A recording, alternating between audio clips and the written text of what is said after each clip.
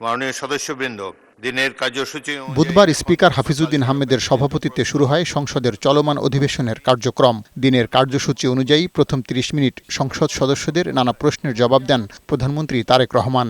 আমি বলতে চাই, মাননীয় স্পিকার, দেশের বর্তমান হাম পরিস্থিতি মোকাবেলায় সরকারের করণীয় নিয়ে এক প্রশ্নের জবাবে প্রধানমন্ত্রী তারেক রহমান সংসদে জানান, বিগত সরকারের ব্যর্থতায় এমন পরিস্থিতি সৃষ্টি হয়েছে। হামের প্রাদুর্ভাব মোকাবেলায় সরকার শিগগিরই টিকাদান কার্যক্রম শুরু করবে। এই কার্যক্রমে দেশের ২ কোটি শিশু টিকার আওতায় আসবে।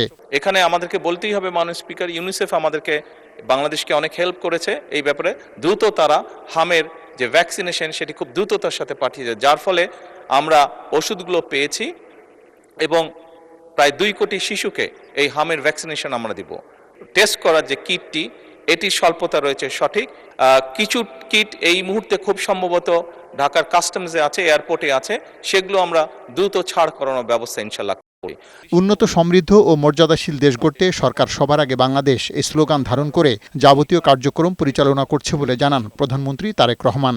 বলেন, দুর্নীতি প্রতিরোধ করে সুশাসন নিশ্চিত করার মাধ্যমে নির্বাচনী অঙ্গীকার পূরণ করা হবে। সবার আগে বাংলাদেশ পররাষ্ট্রনীতির এই মূল দর্শনকে বিবেচনায় নিয়ে প্রতিটি ক্ষেত্রে বাংলাদেশের স্বাধীনতা, সার্বভৌমত্ব, জাতীয় স্বার্থ, জাতীয় নিরাপত্তা এবং জনগণের কল্যাণে সর্বাগ্রে প্রাধান্য দেওয়ার লক্ষ্যে কার্যক্রম শুরু হয়েছে। এর ভিতর সমতা, ন্যায্যতা ও পারস্পরিক সম্মানের ভিত্তিতে বাংলাদেশকে একটি আত্মমর্যাদাশীল রাষ্ট্র হিসেবে প্রতিষ্ঠার লক্ষ্যে সরকার কাজ শুরু করেছে এবং কাজ করে যাচ্ছে। কৃষকের ভাগ্য পরিবর্তন এবং কৃষি খাতের টেকসই উন্নয়নে সরকার দেশের ২ কোটি ৭৫ লাখ কৃষকের হাতে কৃষিকার্ড পৌঁছে দেবে বলে এক প্রশ্নের জবাবে সংসদে জানান প্রধানমন্ত্রী। পর্যায়ক্রমিকভাবে, মাননীয় স্পিকার, দেশের সকল কৃষককে আমরা এই কার্ড প্রদান করব, যার পরিমাণ প্রায় ২ কোটি ৭৫ লক্ষ কৃষক।